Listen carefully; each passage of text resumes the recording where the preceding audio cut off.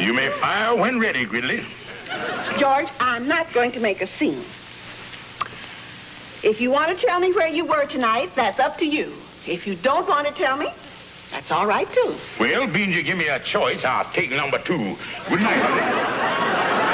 Oh, no, you don't. George Stevens, I want an explanation about where you've been until 3 o'clock in the morning. You want an explanation, huh? Yes, and right away. Well, honey, would you believe me if I told you I fell asleep in the lodge hall and just now woke up? No. Well, then there ain't no use in going into that. Another way. Would you believe me if I told you I got on the wrong subway and ended up at Coney Island? I would not. Honey, I think we're going at this from the wrong angle. I'll tell you what. Tell me what you would believe, and that's where I was. My patience is exhausted. All right, honey, I'll tell you the truth. I got in a little card game with the boys. I knowed I shouldn't have stayed, but you know how them things is. I was 36 cents winner, and I didn't want to quit and have them think I was a bum sport. Well, now that's better. Yeah, honey, I knowed I shouldn't have stayed so late, but that's the truth. That's exactly how it happened. Well, George, now that you've finally told me the truth, it's all right. But you should have told me that in the first place. I'm going on to bed. How could I have told her that in the first place when I just now thought of it?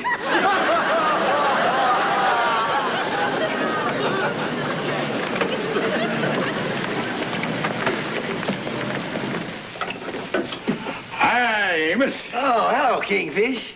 Well, Amos, I stopped by to tell you that I want to thank you for that job you got me at the Blue Slipper Cafe. Oh, you did get the job all right then. Oh, yeah, I started working last night. Oh, that's fine, Kingfish. I bet Sapphire was really excited when she heard you was working. Well, to tell you the truth, I ain't told her nothing about it yet. You ain't? Well, why not? Well, Amos, I tried hard sometimes, but it seems like I don't last too long on these jobs. I usually tell Sapphire that I'd working, then she come at the bawling with joy. Then the next day, I have to tell her that I'd fired, and then she come at the bawling about that. So now I gonna wait until I fired before I tell her I working, and gonna let her combine all the bawling into one big lump. Well, you ought to be able to hold a job all right if you likes working there, Kingfish. Oh, I like that fine, Amos. They treat me nice. For instance, last night when we got through working about 2 o'clock, the boss asked me and Tootsie, she's the cashier there, to have a bite to eat. And he set us right down to the table there, and we had ourselves a meal. Oh, yeah, I knows the boss there. He's real friendly, all right. Yeah, but look, Amos, I don't want nobody to know about this job until I's a real success at it. So we just keep this between me and you for the time being. Well, okay, Kingfish, if that's the way you want it. Well, thanks again, Amos. So long. See you later. So long. Sapphire, are you sure he was playing cards last night? Why, of course, Mama. George knows better than to lie to me. Well, I was just asking.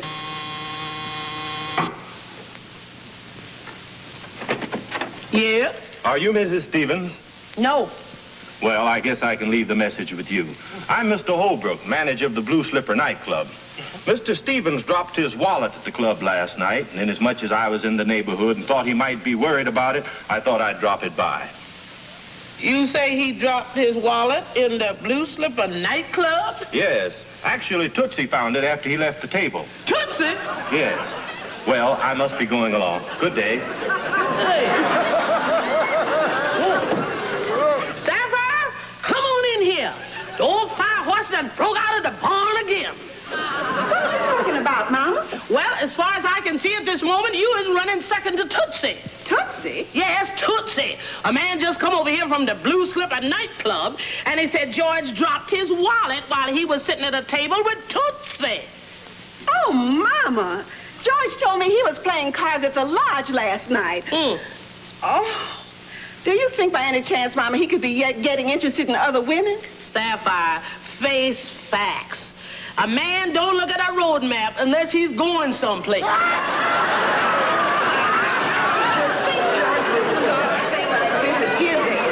That's the age of the start. When a man gets over 40, then he gets the courage to do the things that he's been thinking about all those years.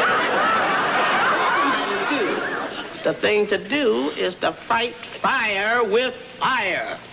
Oh, I mean it. You just get George so jealous that he'll worry about you so much, he'll forget all about Tootsie, whoever she is. Well, that's very easily said, Mama. And it's easily done, too. Now, he's done told you that he's going to be out late again tonight. The thing for you to do is to entertain another gentleman. And when them three snoopy old sisters across the court there get through gossiping, it'll get back to George in no time. You think it might work, Mama? Oh, no. After all, I don't know any other man. It's silly. Oh, yes, you do know another man. And when a wife is seen with a man's best friend, that's when it hurts him the most. You mean... Mm-hmm. Yes, I mean Andrew H. Brown.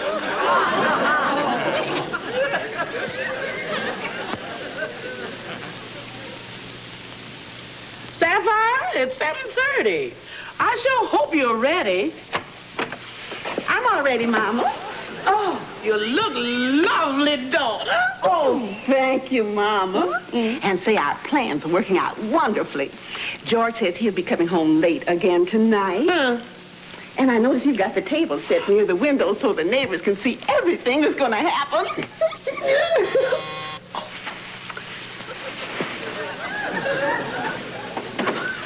Oh, Andy, do come in.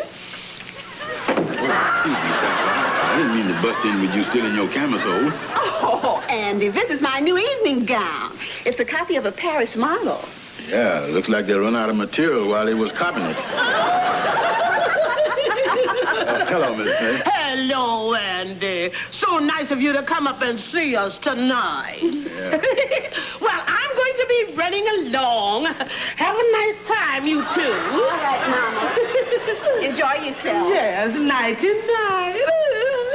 Good night, Mama. Andy, won't you sit down? Dinner's all ready. Yeah, thanks. Say, Sapphire. Yes. I noticed there's only 2 places at the table here. Ain't you gonna eat with me and the Kingfish? Oh, George isn't here, Andy. We're alone. Alone? You mean there ain't nobody up here except me and you and the roast beef? That's right, Andy. Yeah. Well, I tell you, Sapphire, I think I better run along, because according to Emily Post, the roast beef ain't much of a chaperone. Oh, no, Andy. We'll be here later. Now, don't worry about a thing. Sit down. Yeah, well, you say so. Yes, you sit down.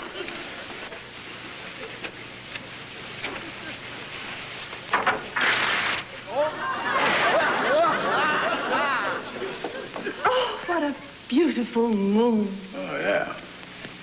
So romantic.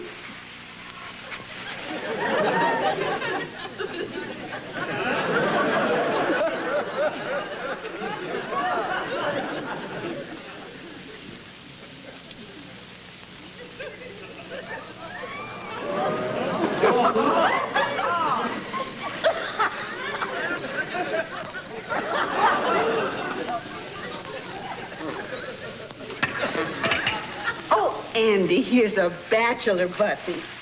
You should be wearing one.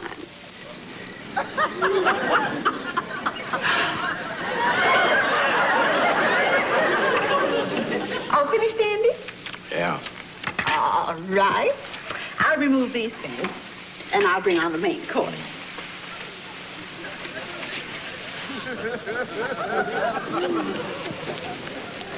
Priscilla! Priscilla! Here you are, Andy. I hope you like it. Yeah.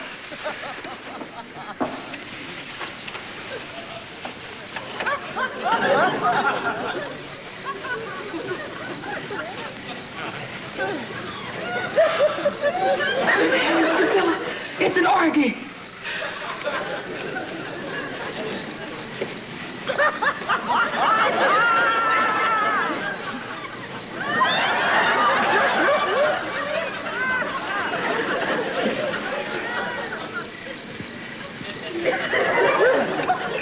You know, Sapphire, I wonder if we could let the blinds down. I got a feeling that somebody's watching us. Oh, Andy, don't be silly. Who on earth would be interested in an innocent little dinner like this? Now go on and eat your roast beef. And after the meal, we'll have a nice long chat, just the two of us. Well, what time is the kingfish coming home? Don't worry about George.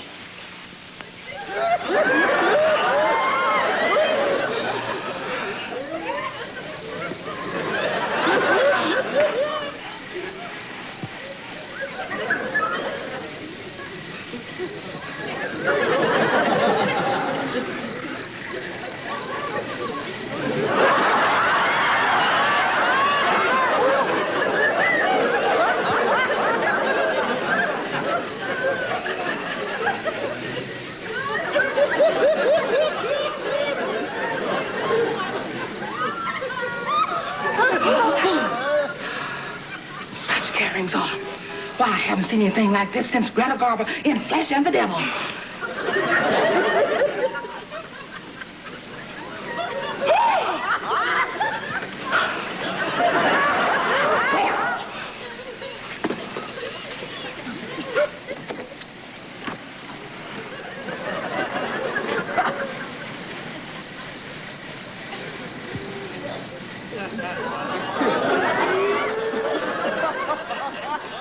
All right, Andy, you can go home now.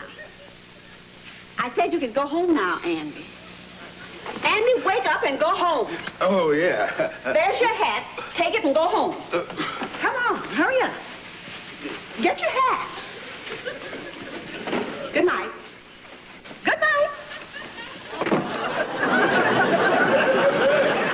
Using the wrong fork or something. This is the worst thing I've ever seen. It's positively scandalous. It's unbelievable. Yes, and I'm going to see to it that her husband finds it out. You're right, Cynthia.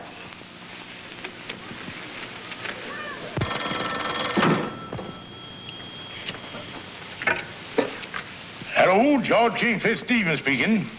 Well, this is just a well-meaning neighbor. Mr. Stevens, I think there is something that you ought to know. Last night while you were out, your wife had a gentleman visitor up for dinner. What? A gentleman visitor? That's right.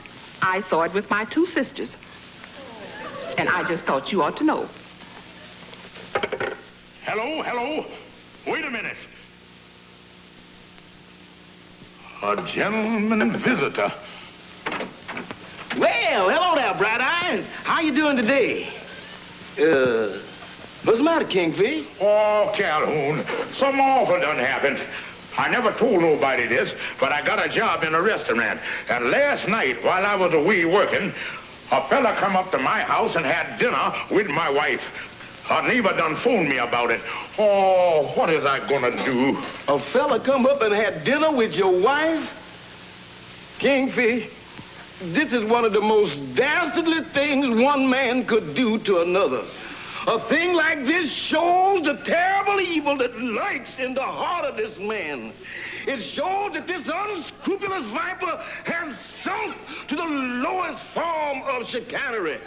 Kingfish, whoever this fella is, he done a bad thing. What the hell for dinner? Oh, Calhoun, I going crazy. I gotta find out who this fiend is that violating the sanctity of my home. Well, now, Kingfish, as I see it, the only way to find out who he is to find the neighbor who called you. That's the thing to do, Calhoun.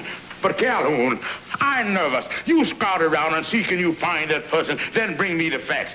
It was a woman. Well, Kingfish, I've always been a man willing to help a pal in need. I'll do what I can. And as soon as I find out anything, I'll call you up here at the lot. Oh, thank you, Calhoun. Thank you. Oh, this is awful.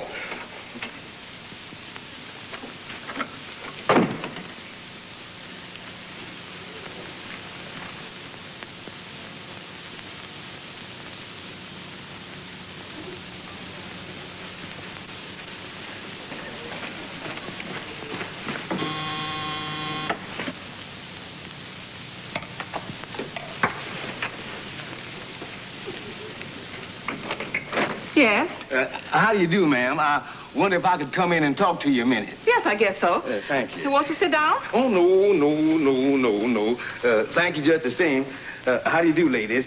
You see, I'm looking for a well-meaning neighbor who done seen some action in the apartment house here through the window last night. Well, whatever gave you the idea, we know something about this. The nerve of anybody suspecting us of a thing like that. We don't know the first thing about it. I can't imagine why you came here. We're not the type who go around snooping in other people's business. It's an insult. Cynthia, show the man to the door. Well, excuse me.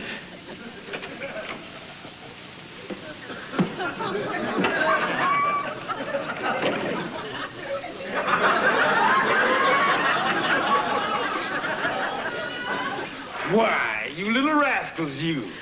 Come on, ma'am, dish me the date. It was purely an accident. We just happened to be washing the window. But we couldn't help but see what happened. Well, what did happen? Well, you see, she had on the most out there feeling and she down. It's a strange man. And all of a sudden, they were Hold it! Why don't you just cackle one at a time? Now, come on, let's take it from the beginning again. Well, as soon as they were seated at the table, the first thing she did was to pin a flower in his buttonhole. And then when she brought in the roast beef, she patted one of the cheeks. Yes, and he ate 4 pieces of roast beef. Well, up to now, the feature attraction seemed to be the roast beef. Well, after the meal, all we could see was her. She just stood there looking down at him, and she was obviously making love to him. Yeah. Now we're getting down to pay dirt. What happened then? Well, she was just about to take him in her arms. That's not the way it happened, Cynthia. He grabbed her in his arms, and then he tried to... Priscilla, that's not the way it happened. They grabbed each other. And then, And then what happened? my telescope went out of focus, and I lost the picture. Well, at any rate, it was obvious that they were both madly in love. And after what we saw last night, I'd hate to think what would happen tonight. What you got to say to that? You wouldn't have a spare perch at that window tonight, would you? I'd have you to know that what we saw was only an accident.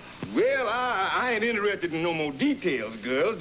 What I want to know is, did you by any chance recognize the man that was in the apartment? Oh, yes. We can describe him perfectly.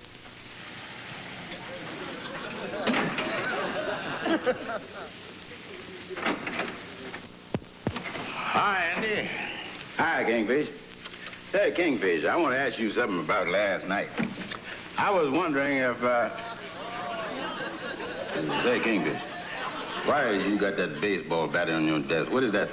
Andy, I'm gonna pulverize somebody. Soon as I catch who I'm looking for, I'm gonna take this bat and scatter 'em all over the state. Well, who is the fella, Kingfish? After all, I's your pal, and I'll help you take care of him. Thanks, Andy. But I just sitting here waiting for a phone call to find out who it was. Yeah, well, I'll wait with you. Tell me, what did this fella do that you wants to pulverize? Andy, do you know what this sneak, this home wrecker, this fiend, do you know what he done? Like a thief in the night, he come into my home and tampered with my most precious possession. Oh, somebody done stole your toupee again, huh? No, while I was working late last night, this home wrecker come up and had dinner with my wife. Well, if he,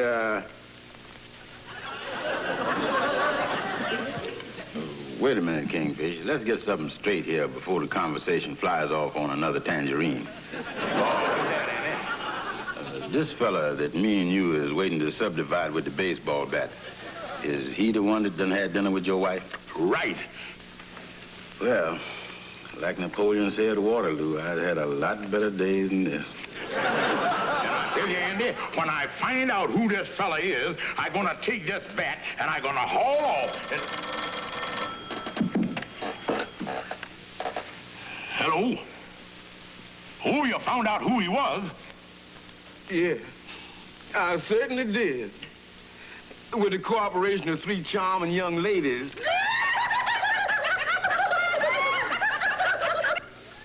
I can't hear you, Calhoun. There's too much giggling going on there.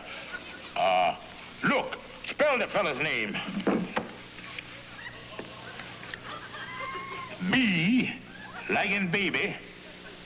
R, like in round. O, like in Ohio. W, like in Weasel, and like he nearer than I thought he was. Oh, you, my lifelong pal, is the one who went up and had dinner with my wife. What did you got to say?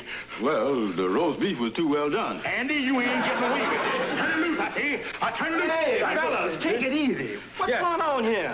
Amos, make the kingfish put that bat down. He's acting like a madman. Now, you stay out of this, Amos. I know exactly what I'm doing. Last night, when I was working, this weasel come up to my house and had dinner with my wife. Listen, Amos, Sapphire invited me up for dinner, and I thought the kingfish was gonna be there. Kingfish, is you out of your mind? Andy's your best friend, and he wouldn't be interested in Sapphire, and she wouldn't be interested in him. Now, if Sapphire invited him up to dinner, there must have been a reason for it. The thing for you to do is to go home and speak to your wife. That's right, Kingfish. All I went up there for was for dinner. Well, I guess you're right. I better go home and speak to my wife. I'm sorry, Andy. Yeah. Kingfish, what'd you do a thing like that for? That for them 4 slices of roast beef you done ate.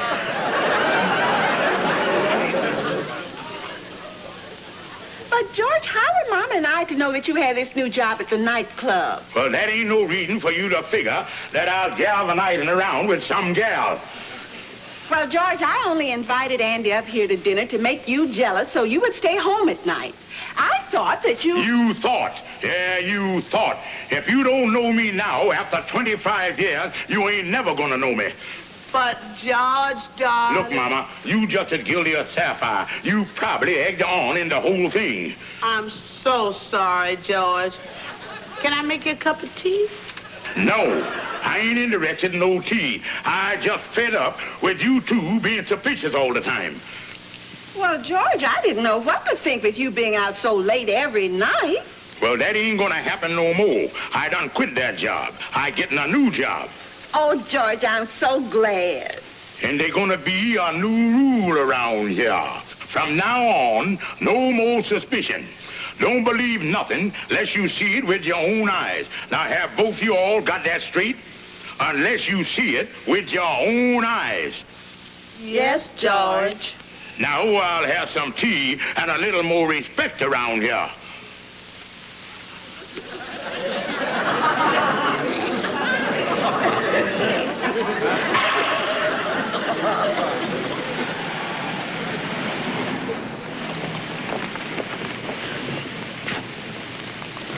I certainly hope George likes the tie I got for him. Oh, I'm sure he will, Sapphire.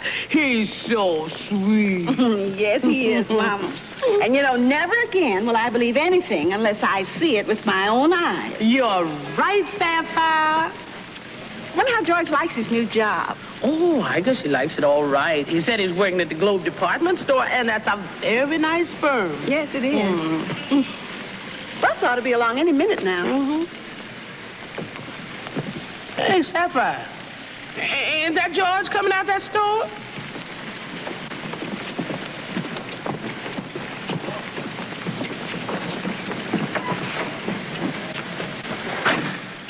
Yes, that was George. He got in that cab. Oh, what was he doing down this way? The Globe department store is over on Lenox Avenue. Look, he's coming this way. Well, Mama, I saw that with my own eyes.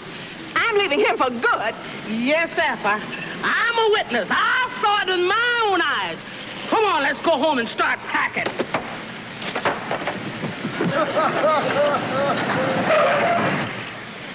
Careful on these stops, driver. The Globe department store don't want nothing to happen to this window dummy. They're kind of fragile, you know.